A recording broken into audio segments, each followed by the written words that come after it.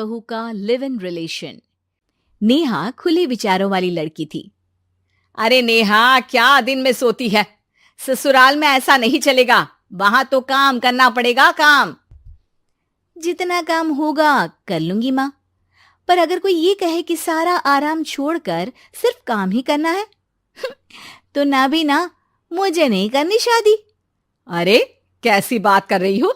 अच्छा चलो जाकर नहा लो, मैं नाश्ता लगा देती हूँ, फिर तुम्हें कॉलेज भी तो जाना है। नेहा कॉलेज के लिए निकल जाती है।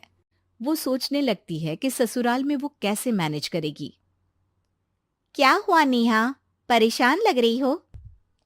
अरे यार, तू तो मुझे जानती है ना, मुझे अपनी लाइफ बिल्कुल परफेक्ट चाहिए, लेकिन लग नहीं रहा लोग मानेंगे। यार, कहीं मेरी शादी ऐसे घर ना हो जाए जहां मेरी जिंदगी ही नरक हो जाए। अरे मैंने ना कल एक इंग्लिश फिल्म देखी थी, उसमें भी कुछ ऐसी ही समस्या थी हीरोइन की। अच्छा, तो फिर क्या किया उसने? उसने तो अपने होने वाले पति से साफ साफ कह दिया कि वो पहले उसके घर कुछ दिन तक बिना शादी के रह कर देखेगी, और अगर ठीक लगा तो ठीक, वरना तेरे मेरे रास्ते अलग। अरे हाँ यार, ये तो बिल्कुल सही आइडिया दे रही है तू मुझे। चल मैं तो चली, थैंक्स यार, तूने मेरी प्रॉब्लम सॉल्व कर दी। ये बोलकर नेहा खुशी खुशी वहां से निकल जाती है, लेकिन पीछे से उसकी सहेली कहती है, अरे नेहा, नहीं नहीं, कुछ नहीं सुनना मुझे। ये बोलकर वो वहां से चली जाती है। हे भगवान, पूरी बात सुने बिना ही चली गई।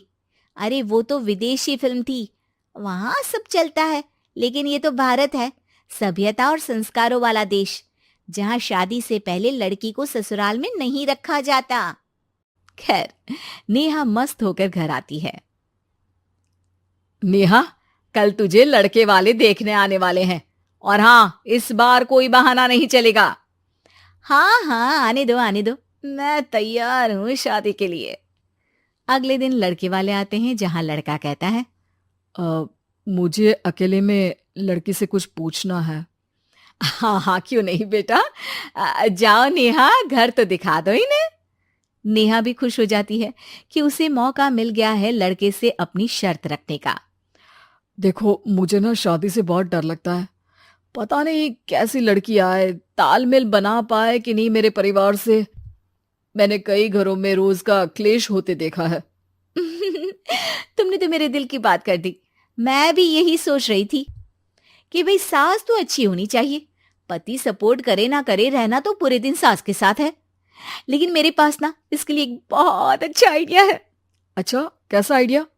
क्यों ना शादी के पहले मैं कुछ दिनों तक तुम्हारे घर आकर रह लूं, तुम लोग मुझे समझ लेना, मैं तुम लोगों को समझ लूंगी। ठीक लगा तो शादी, वरना टाटा बाय बाय। क्यों? लड़के को नेहा की बात में दम लगता है। वो घर के सभी लोगों के सामने नेहा की बात रखता है। अरे पागल हो गई है क्या? ये कैसी शर्त है? अरे शादी से पहले मैं क्यों तुझे किसी और के घर भेजूंगी रहने? अरे लड़की के ख्याल तो 20 साल आगे के हैं, इतनी भी खुले विचारों वाली लड़की नहीं चाहिए हमें। अरे माँ, क्या बुरा और गलत बोल रही है ये? रहना तो हम दोनों का है ना। कल को कोई परेशानी आई तो तुम सब तो ये बोलकर निकल जाओगे कि जिंदगी तुम लोगों को ही निभानी है, तुम लोगों को जो करना है करो। तब क्या करूंगा बताओ? सबके समझाने पर वो लोग मान जाते हैं। वाह, मैं 2-3 दिनों में पैकिंग कर लूंगी, तो आकर मुझे ले जाना। और नेहा पहुंच जाती है विशाल के घर। आओ आओ, ये रहा तुम्हारा कमरा। इस घर में तुम एज अ गेस्ट रहो, लेकिन माँ तुम्हें बहू की तरह ही ट्रीट करेंगी, और तुम भी उन्हें सास की तरह ही रखना। बस फिर क्या था, शुरू हो जाता है लिव इन सास बहू का ड्रामा। अरे चाय तो बना दे बहू। जी सासू माँ, अभी लाई। नेहा चाय लेकर आती है कि बस चाय लेकर आई हो, इसके साथ पकोड़े भी ले आती। लेकिन आपने तो बताया ही नहीं कि आपको चाय के साथ पकोड़े भी चाहिए। हाँ हाँ, अब तो पता चल गया ना। रात को खाना खाने के बाद नेहा किचन में खटर पटर कर रही होती है। क्या हो रहा है वहां नेहा?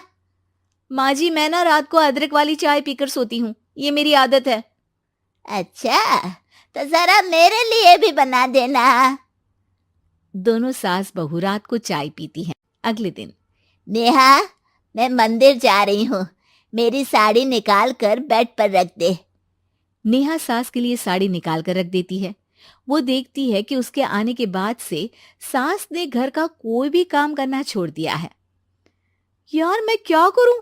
ऐसा ससुराल तो मुझे नहीं चाहिए था जिसमें मैं ही सारा काम करूं। मैं तो ऐसा घर चाहती हूं जहां सास और बहू दोनों मिलकर किचन में काम करें।